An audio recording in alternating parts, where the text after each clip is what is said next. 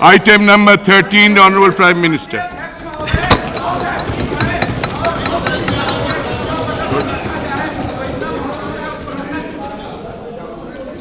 Mr. Speaker, sir, You will see tomorrow, if you have little time, see the cassette that will send you, all of you. Yes, Honorable Prime Minister.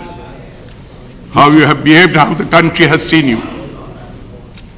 Mr. Speaker, sir, honorable members have raised several points in the debate following my suo motu statement on our vote at the International Atomic Energy Agency on Iran's nuclear program.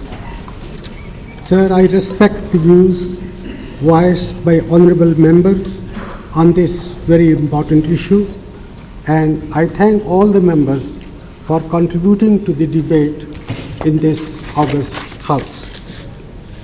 Sir, several members have made the point that our foreign policy should be guided by national interests and that our positions on such issues should not be based on the position of other countries. My friends Shri Gurudas Gupta, Shri Subroto Bose made those points, as did Shri Kharbela Swain. There can be no two opinions that government should not take predetermined positions or positions at the behest of other countries. No one can dispute that it is the government's duty to take a position on such matters after a dispassionate examination of the facts, keeping in mind our national interests. I respectfully submit that in the present case, the government has done precisely this. We have considered the facts and have exercised our independent judgment before taking a position. This is also the very essence of the policy of non-alignment, which my friend Shri Rupchand Pal exhorted us to follow. Sir, let me recapitulate the essential facts of the matter. Iran has the legal right to develop peaceful uses of nuclear energy, but it also has certain obligations and responsibilities based on the Safeguards Agreement which it voluntarily undertook with the International Atomic Energy Agency.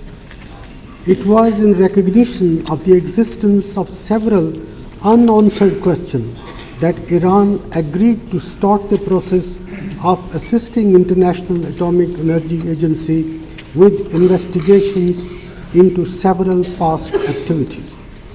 An important part of this process was the voluntary suspension by Iran of all enrichment and reprocessing activity in November 2004.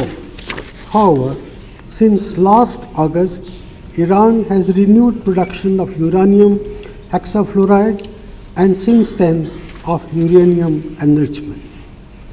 Unresolved questions regarding centrifuge imports and designs to make uranium metallic hemisphere remain. The origins of such procurement is an issue of direct concern for us. Under these circumstances, our position was based on these facts, which emerged from an objective investigation by the International Atomic Energy Agency and through information disclosed by Iran itself. Mr. Speaker, sir, there is also the question that several honorable members raised during the International Atomic Energy Agency Board of Governors meeting today. Shri Chandrapan and Shri OSC spoke of this. I should inform members that it is as yet not clear in what manner this issue will be taken up by the Board of Governors today.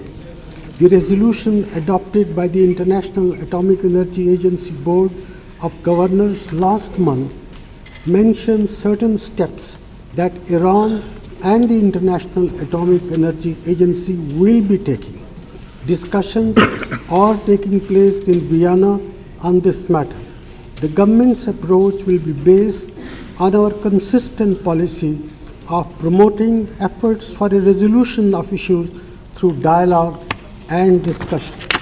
I would like to assure honorable members that our government will take into account the sentiments expressed in this House in this context.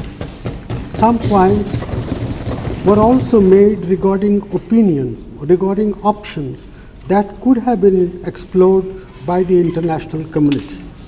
There have also been discussions between Iran and Russia in this regard. We remain hopeful that solutions acceptable to all sides will be found. We do not favor confrontation, rhetoric, or coercive measures, as these only exacerbate tensions in the region and beyond.